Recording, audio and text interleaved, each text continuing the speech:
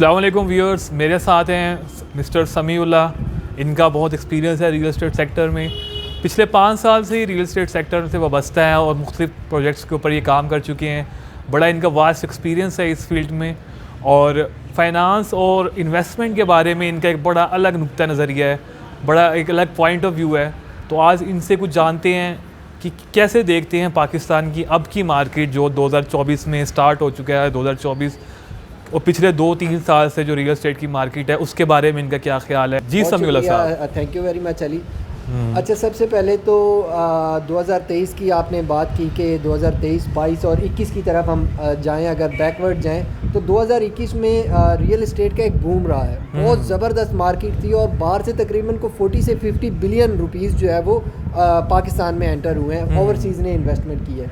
लेकिन मसला ये था कि वो इन्वेस्टमेंट गलत जगह पे इन्वेस्ट कर दिया उन्होंने। सारे इलीगल प्रोजेक्ट्स थे। इस्लामाबाद, रावलपिंडी की बात करें तो अभी रिसेंटली कुछ 40 से 50 अरब रुपए का चूना लग चुका है आवाम को और आवाम के पैसे वो डेवलपर खा के भाग गए। अब मसला क्या है कि रियल एस्टेट मार्केट बुरी नहीं है।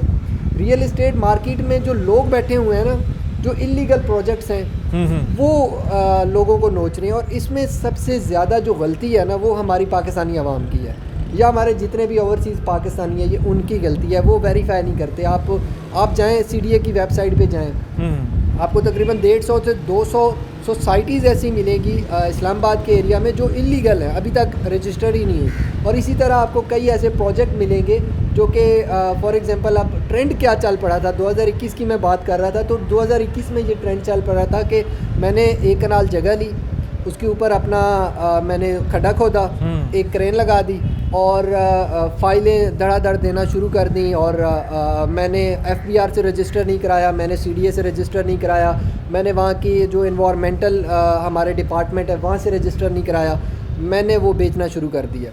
धड़ाधड़ बेचा जी। यहाँ पे मैंने हाई राइज बनाना है, मैं यहाँ पे जो है 45 बिल्डिंग यहाँ पे मंजिला बिल्डिंग बनाने जा रहा हूँ, उसमें ये भी होगा वो भी होगा, इधर उधर करके ना उन्होंने फाइलें बेची हैं। अच्छा, तो सबसे बड़ी यही गलती थी कि उन्होंने रियलिटी नहीं देखी। तो समीउल्लाह साहब, इसमें बताएं कि अब एक क्लाइंट है या मैं एक कॉमन मैन हूँ, मैं एक आम बंदा हूँ, मैं अब देखने जा रहा हूँ, मैं एक रोड पर गया हूँ, मैंने देखा एक सोसाइटी का किसी कमर्शियल प्रोजेक्ट का एक बोर्ड लगा हुआ है, वहाँ पे उनका ऑफिस बना हुआ है, मैं उन्हें गया हूँ, मैं वहाँ पे इन्वेस्ट करना चाहता हूँ 50 लाख या 20 लाख या 40 लाख रुपया।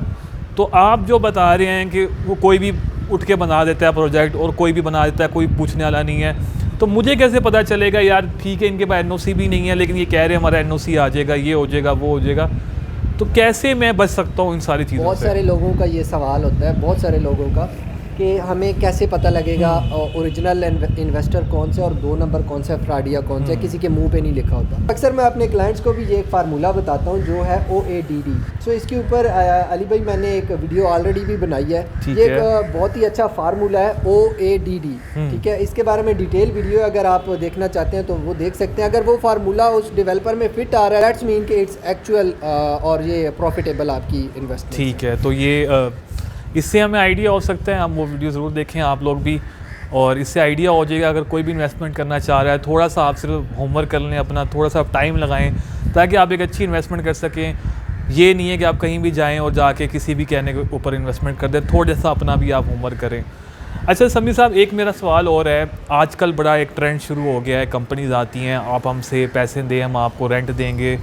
इतना अनरियलिस्टिक रेंट है, इतना अनरियलिस्टिक प्रॉफिट है जिसकी कुछ समझ नहीं आती। हर बंदे को कहता है। उन लोगों के लिए जो है ना अली भाई, आपकी सारी बात मैं समझ गया हूँ। उन लोगों के लिए मेरा सिर्फ एक सवाल है और वो एक सवाल ये है कि मुझे उसका जवाब दे दें कि आखिर क्या जिन है उनके पास कि ऐसा कौन सा बिजनेस है पाकिस्तान में नहीं पूरी दुनिया में। मैंने चैलेंज किया है कि कोई भी ऑनर ऐसी कंपनी का उठ के मुझे बता दे कि हम कौन सा बिजनेस करते हैं जिसमें से हम इतने % आपको देते हैं। कोई भी बिजनेस है ना, आप देखें अगर आप 3 से 4% की तरफ भी जाते हैं ना, it's mean it's non realistic. ये नॉन रियलिस्टिक अप्रोच है। रियल में अगर आप कोई भी बड़े से बड़ा बिजनेस देख लेना, अगर आपने अपना जो कैपिटल है वो सिक्योर रखना है तो मैक्सिमम 0.7%, 0.1%, 2% मैक्सिमम इतना प्रॉफिट होता है, इससे ज़्यादा प्रॉफिट नहीं होता। ये ऐसे ही है। समीर साहब की बात को मैं कंटिन्यू करूँगा। जैसे आप किसी बाज़ार में 1 करोड़ की दुकान लेते हैं तो वो दुकान आपको 50, 60 हज़ार, 70 हज़ार से ऊपर रेंट नहीं देती।